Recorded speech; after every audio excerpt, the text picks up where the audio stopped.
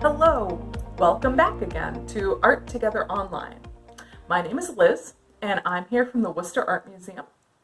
Today we're going to be looking at the book Drawn Together by Min Lei and illustrated by Dan Sentat. We'll also be looking at 3 pieces of art from the Worcester Art Museum collection, and then we have 2 projects for you to choose from today. Let's get started with our book. Drawn Together. It says, sometimes you don't need words to find common ground.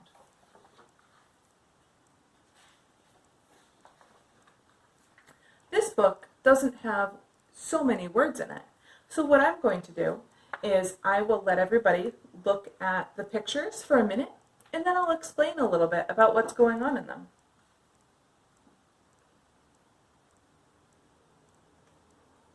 Here we can see that there's a little boy on a porch and he's ringing a doorbell. Somebody answers and looks very happy to see them. And then they greet each other by bowing. It looks like this older person is waving to the person that dropped the boy off and then welcomes the boy into his house.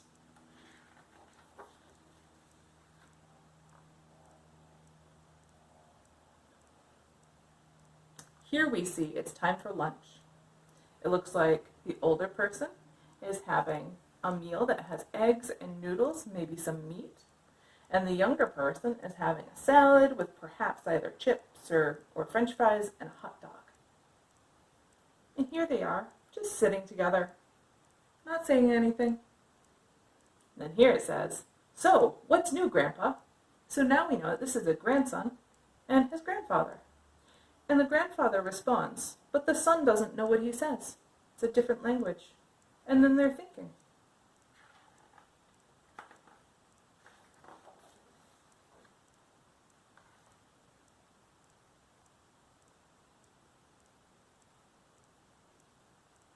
Here we can see that they're sitting down and watching TV. This guy looks a little bored, and he looks a little bit sad that he's bored.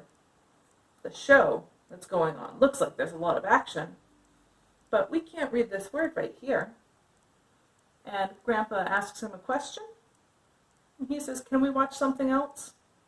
We don't really know what to do.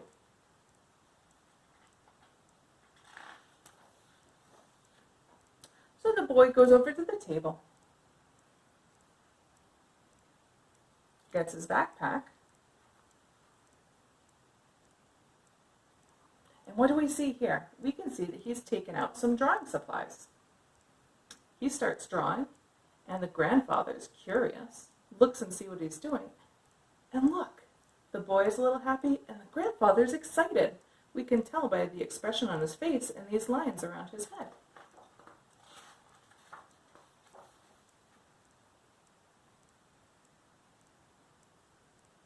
Here we can see the grandfather is excited still and going to get something. He brings back a book and some ink, and he shows that the boy it's a sketchbook, and he has his own drawing materials. And the boy, right when I gave up on talking, my grandfather surprised me by revealing a world beyond words.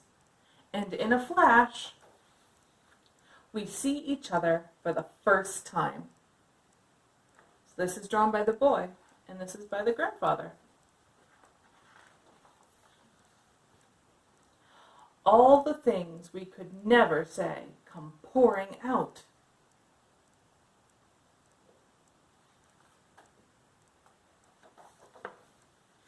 And we build a new world that even words can't describe.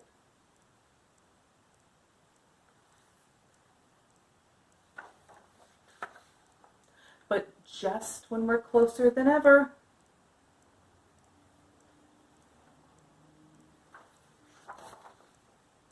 that old distance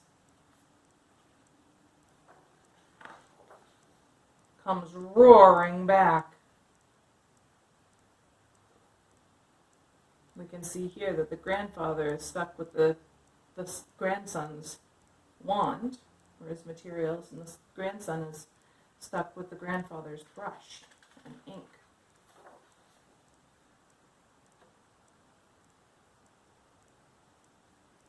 But they reach for each other's tools. This time I'm not afraid,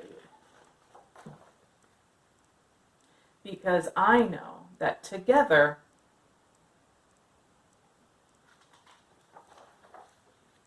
we can make our way across.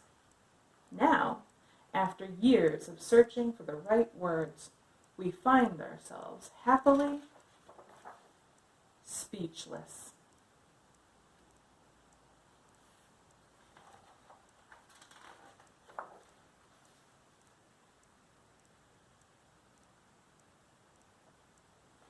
We can see here that when, I'm assuming his mom comes back to pick him up, they're all happy, giving her father a hug. He gets in the car all happy, and they've traded art supplies.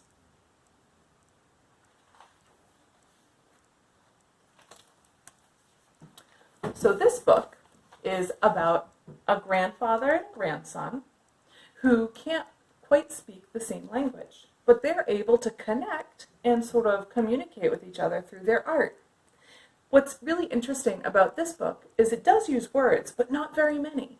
It uses a lot of pictures to tell you what's going on. So we can actually read a story just through pictures. Let's look at some pieces of art from the Worcester Art Museum. This is a painting. It's called Frozen Moat Outside City Walls.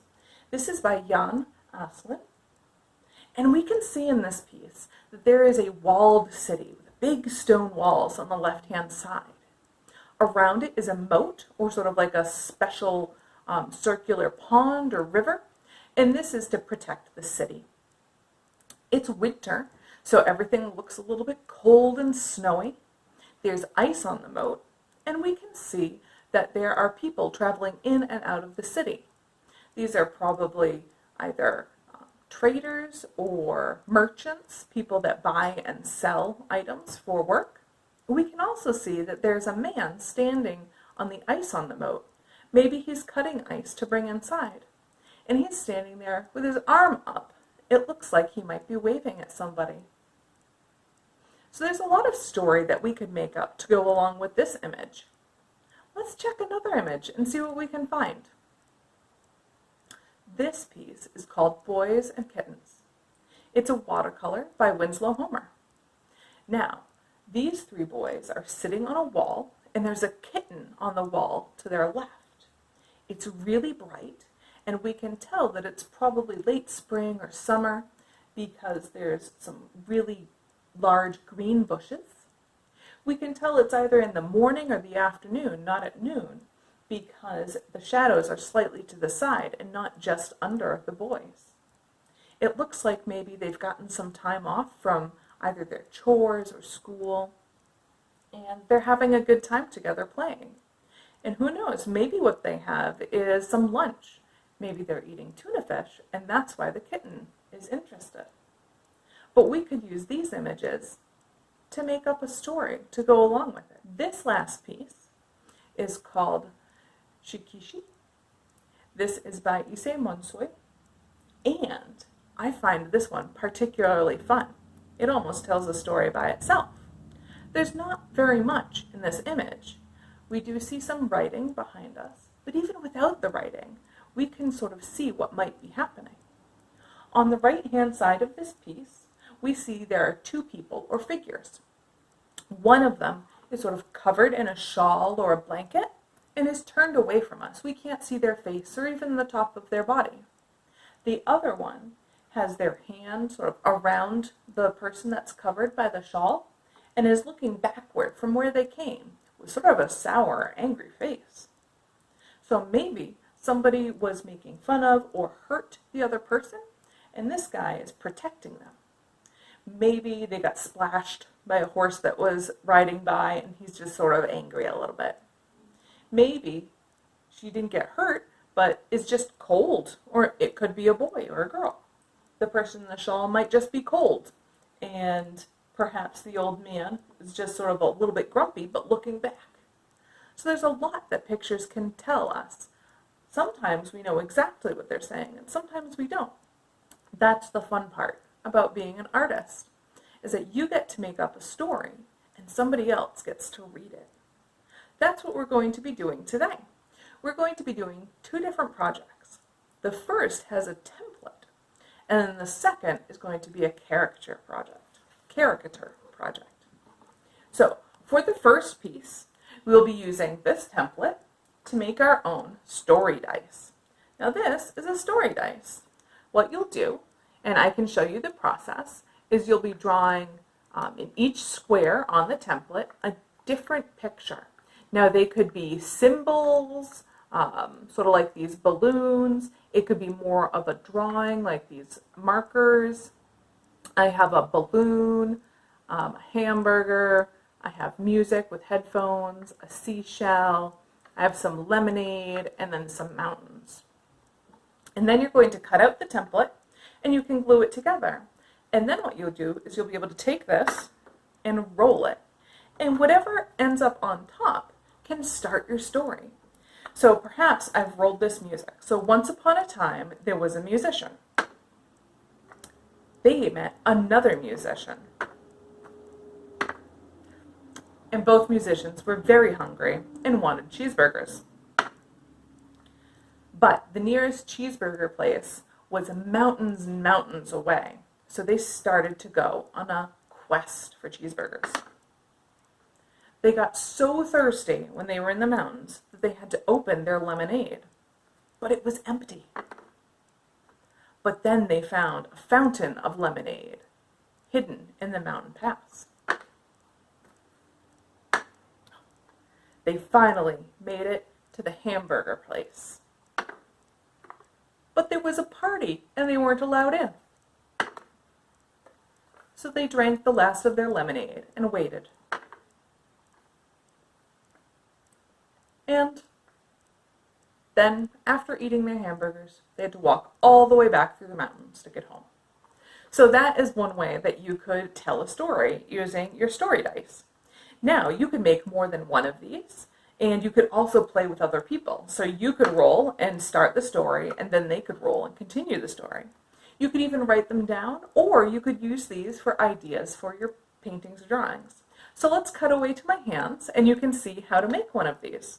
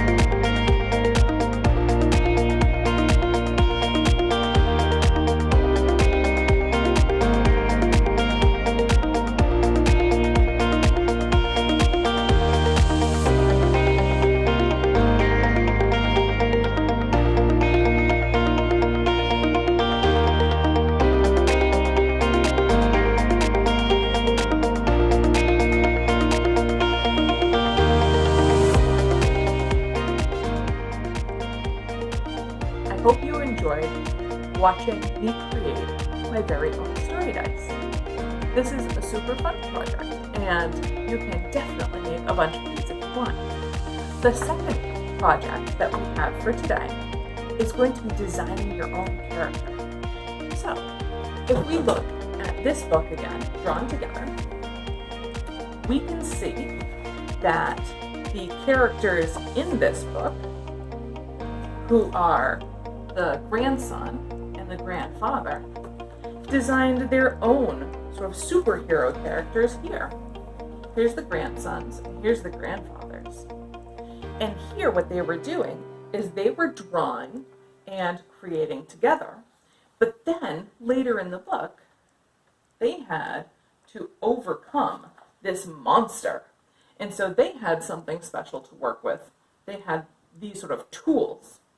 So what you need to do for this project is you have to decide who your character will be, what they will look like, what magical tool might they have to help defeat a monster, and what colors they might have. Now, they might have no colors, but be black and white with a lot of different detail or pattern, or you might have colors, or maybe you have a little bit of both, sort of like at the end of this. We can see that this guy is colored with a lot of detail, and he is a little bit more empty, less detail going on there. So what we're going to do is we're going to break away. You'll see my hand working on the character that I created, and then we'll meet back here just to wrap up today's lesson.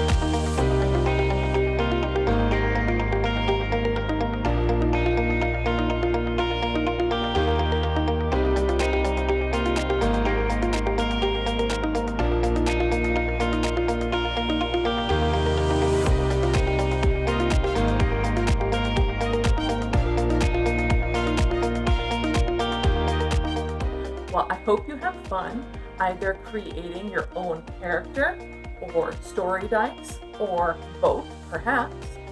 Maybe you create a character and then you roll your story dice to create a story for them. You could even create your own comic for the character afterwards. Well, I hope you enjoyed reading Drawn Together by Minnie Lee and Dan Santat. And then we looked together at 3 pieces of art from the Worcester Art Museum. I hope you enjoyed that as well. I'll see you next time we're back with Art Together Online from the Worcester Art Museum. And until then, stay creative.